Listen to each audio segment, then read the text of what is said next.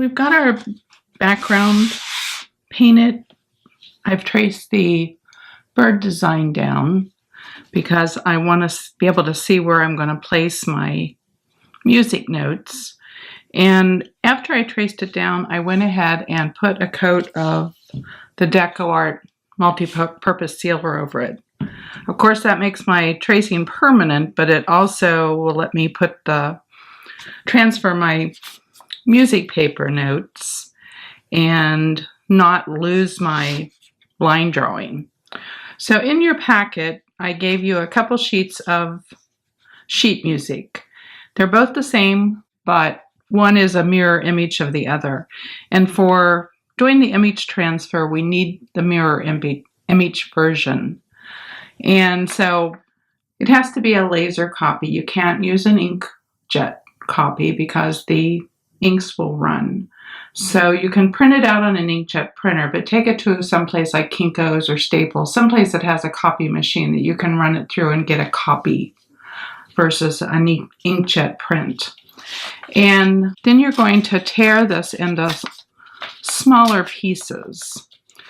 And you want to try to get close to where the music is so you don't have a lot of excess blank paper around the design, because this is all going to have to be eventually peeled off after we get the transfer done. So I'm just kind of ripping it along, as close as I can get to the edge of the music bars without damaging them. We'll get some off the sides of here. And then you're going to tear it into some smaller pieces to position on your surface. So I want to keep these notes more out here on the outer edges. And they can kind of tuck in around the design and, overlap a little bit. But you don't want a whole lot of the paper behind your design. So a little bit more close trimming. And you could do this with a pair of scissors too. So I'm going to kind of separate this into a couple, have 2 bars of music and have a single one. So I'm just breaking this in between the 2. I'm calling this a bar. I'm not a musician, so I don't know if that's the right term or not. I'm sure it's probably not. Okay, so now we have some that's a couple lines wide and one that's just a single width. So then you can, kind of tear these into some smaller pieces. But I'm thinking I'd like some up here, in front of the bird. So maybe I'll break a piece here and place it up here in front of his head. I could do another smaller piece here below. We could have some here behind him, and maybe a piece up here above him. Just choose some other places to add some little pieces of music. And you have to lay these face down. This is, once we transfer the image, we're putting the pieces face down, and we'll embed these into some of this transfer medium. And when we take the paper away, the ink that's on the paper will be left. You don't want these to overlap each other because the medium will be hard to get the paper pulled away. So maybe we'll do one here, this piece down in the corner.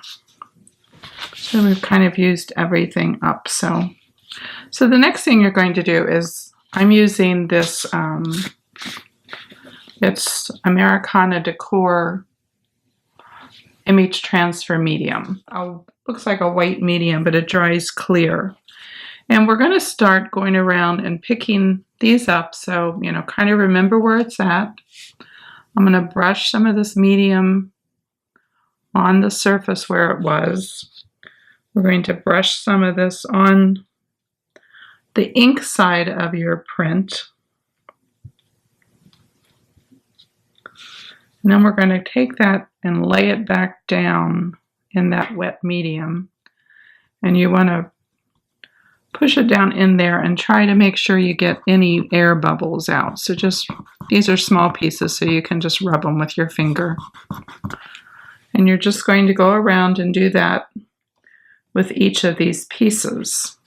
The little notes go up, and I would have always thought they went down, but these, the right side was to have the notes, the little black ovals at the top of the music.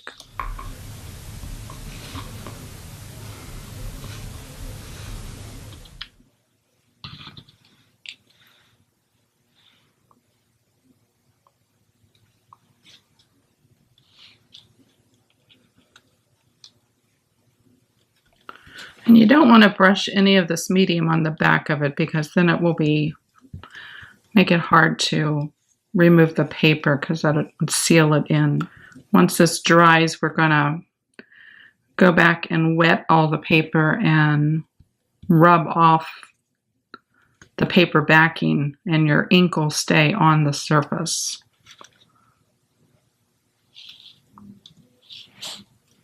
Okay, so we've got everything glued down here, and we're gonna leave this dry. The instructions on the bottle say to leave it dry for 8 hours.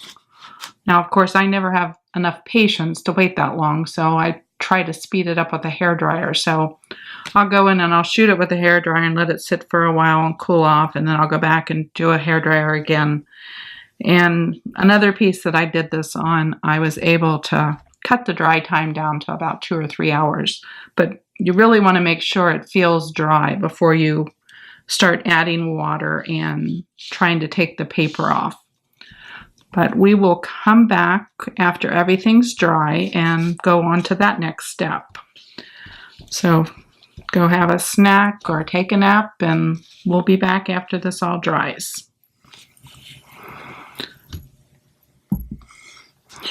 All of our paper has dried now. I did speed this up a little bit with a hairdryer. So the next step is here's a little spot that I've done already, just testing it. But the next step is to wet the paper down. So I'm just gonna, you can use a brush or you can use your fingers. So we'll do a couple spots here just to show you what's going on. And then you're going to use your finger, or you could probably use a little cloth or something, and you're going to rub that paper off. So when we rub the paper away, what's left is the printing that was on the paper, and that's adhered to your surface. So you get all these little rolls of paper residue that you'll need to pick off here.